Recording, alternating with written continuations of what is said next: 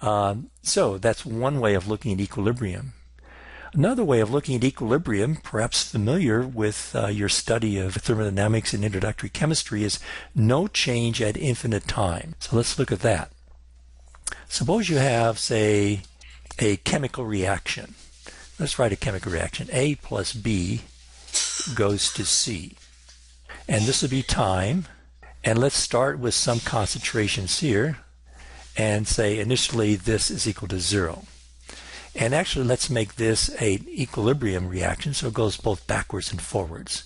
Initially, this is the concentration of C as a function of time. Initially it's there.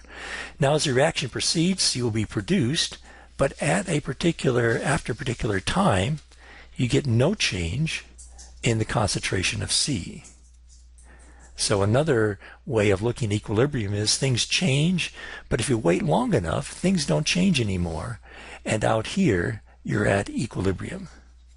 And then a third way of looking at equilibrium is, again from introductory chemistry, free energy is at a minimum at constant temperature and pressure. Now we'll have lots more detail than we had in introductory chemistry about free energy, but let's just review that. We'll draw it this way. Here is free energy, which we'll denote by the symbol G. That's free energy.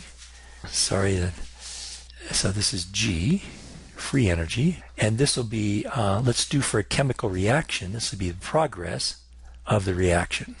So let's again use A plus B, and that will be an equilibrium with C. And suppose that you're not at equilibrium, you're over here.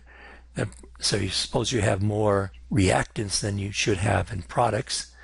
So what you do, the reactants will go down and the products will go up, and pretty soon you'll go down here.